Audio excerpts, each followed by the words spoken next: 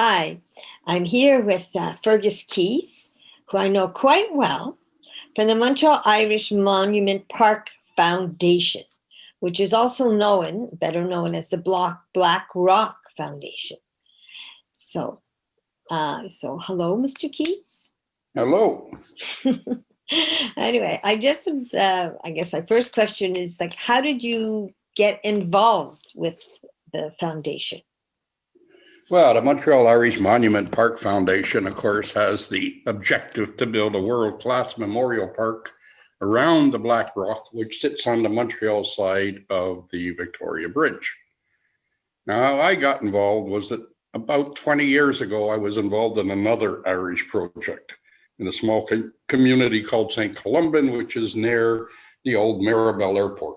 And in that case, an old Irish cemetery, which had been there for a couple of hundred years, many of the Irish tombstones had been broken and thrown into the nearby bush. And so myself and a bunch of other descendants, my great-great-grandfather originally arrived in St. Columban from Ireland about 200 years ago.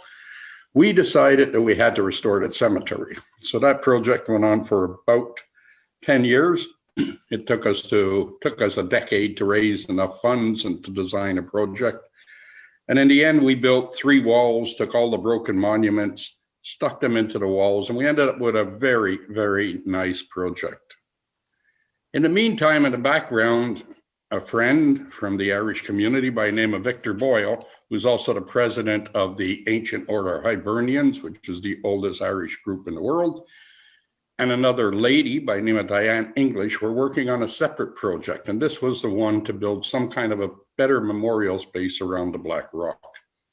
But they've been following my St. Columban project and saw us bring it from nothing to a very nice finish, and felt that maybe I had gained some experience in that area that could help them with this new memorial project, which was to build a space around the Black Rock. So they approached me and asked me if I would be interested in doing that. Well, at that point, like I say, I just finished St. Columban. I wasn't really much looking forward to getting into another long-term project, but I did say I would do a little research on the effort. Now, you got to remember that at that point, which again now is more than 10 years ago, I knew very little, or at least as much as any of the other people involved in the Montreal Irish community about the Black Rock. I knew it was a big rock. I knew it sat near the Victoria Bridge. I knew it had something to do with 6,000 Irish who had died during the famine. And that was about the limit of my knowledge on the project. So I started doing a great deal of research. And as I did the research, the story expanded and it got very, very interesting. Not only did 6,000 Irish die in the summer of 1847 in the area and were buried there, but there were a great number of Montrealers of every religion, every language, every culture, who went to help them. These people, most of the victims were Irish and Catholic. The people who went to help them were often not Irish and many times not Catholic, including, for example, the mayor of Montreal at the time, a gentleman by the name of John Mills, who went to help and gave up his life, as did a number of Grey nuns who had led the charge to provide this care and comfort. So in the end, it has developed now into a two-sided story.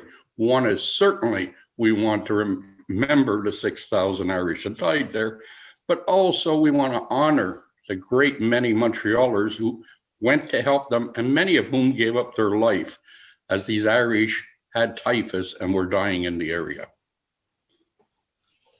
Okay, can you explain to me what you hope to accomplish, in this park?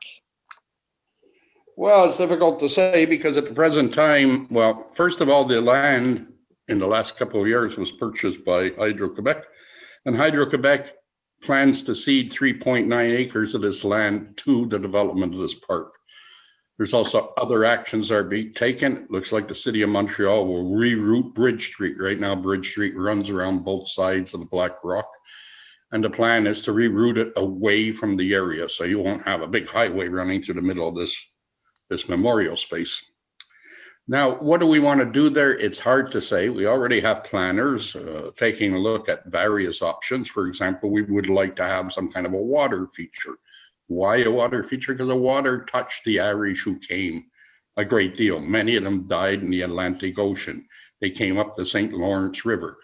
The ones who died actually died right on the bank of the St. Lawrence.